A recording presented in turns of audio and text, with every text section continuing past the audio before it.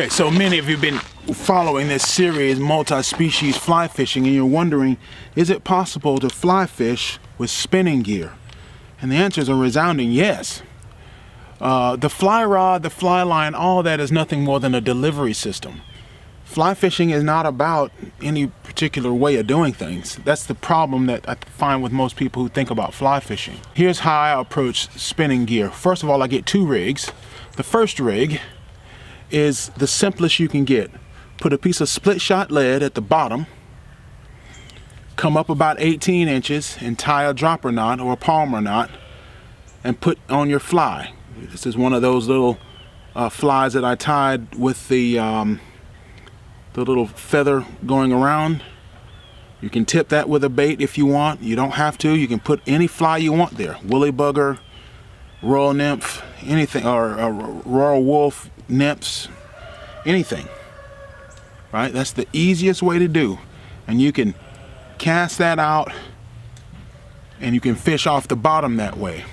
You use whatever size split shot will get that down to the bottom.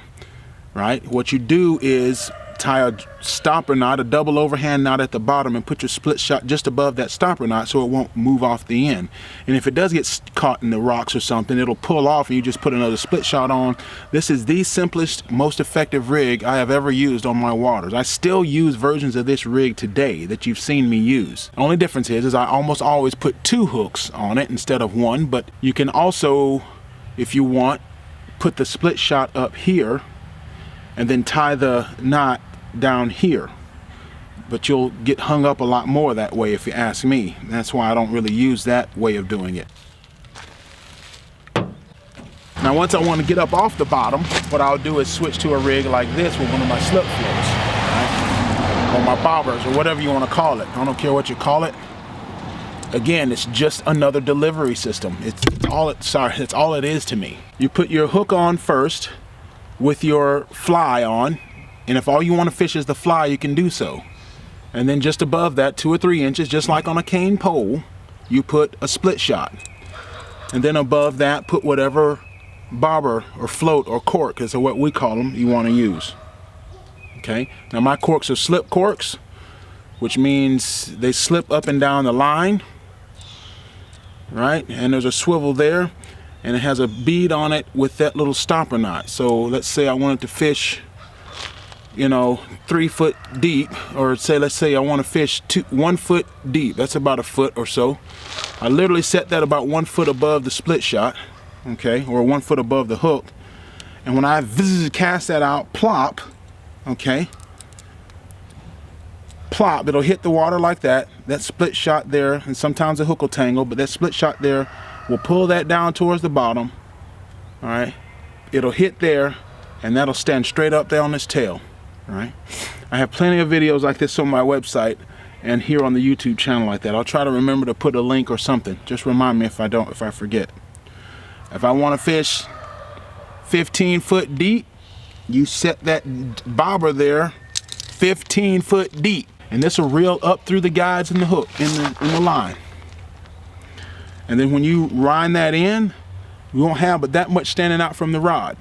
And you cast it, plop, that hits the water. Sometimes it'll tangle up on you, and you just kind of have to watch it.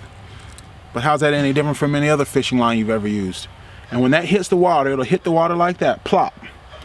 And then that split shot will start dragging it down to the bottom. It'll drag, drag, drag, drag, drag until it hits the bottom, 15 foot deep, until it hits that bead with that stopper, and it'll make it set up just like that.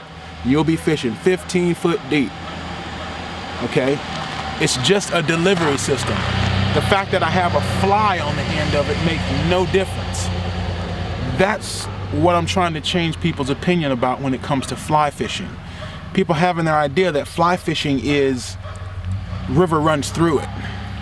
Okay, you realize river runs through it is a fictitious tale that has nothing to do with real life. Actually, it does. The movie's not really about fly fishing. It's about a whole bunch of other things that do have a lot to do with real life, but it's just a delivery system.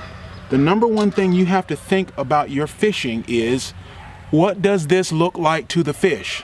And that's the only thing that matters. It doesn't matter what it looks like here on YouTube. It doesn't matter what the glitter fairy boat genies think. It doesn't matter what fishing TV shows say. It doesn't matter what sponsors say or anything. The only thing that matters is, what does the presentation look like to the fish? When you start thinking like that, you will catch more fish. So this fly, quite frankly, looks like a spider. And there's plenty of spiders on the river. I've seen them. It's very closely mimics the color, although it's a little bit more reddish, but red colors work well in my waters anyway. And those tentacles mimic a spider very well. And if you can get into some overhanging trees and you can plop this down and fish, you know, about the depths that a spider would normally fall into the water. Spiders are falling in the water all the time, see? And you fish, a certain number of bluegill will hit that. Even if that's all you're doing is fishing, about that deep even, you know? Bam. Bluegill will hit it. That's no different than what you fish with a cane pole all your life. The only thing you've done is exchange the cane pole for this, and a system that'll allow you to get a little bit deeper, or a fly rod system that'll allow you to cast in a much different way. Outside of that, it's exactly the same. And I think that's what gets people hung up. So can you fly fish? And this reel is totally seized up. I can't even use it. This reel will never run again, huh? Literally, that's why I'm not casting with it. That's why I'm not demonstrating a cast with it. It's one of the reasons why I like the fly rod too. It's a fishing reel that is as essentially is as reliable as my handline reels. But that, my friend, is how you can rig your spinning gear that you already have, and you can just either go down to the Wally World and buy some little flies, or you can go to my website and buy some flies. I'll put a link up there for you.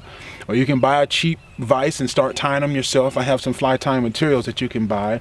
And you can add this to what you're already doing without having to change the whole outfit. You don't, that's essentially, and there's no reason, if you already have a fly rod, there's no reason you can't take this rig and put it on your fly rig. Just take the fly reel off and put this entire rig on it and use it exactly the way I'm doing here. The fish don't care about the delivery system. The only thing they care about is the eating.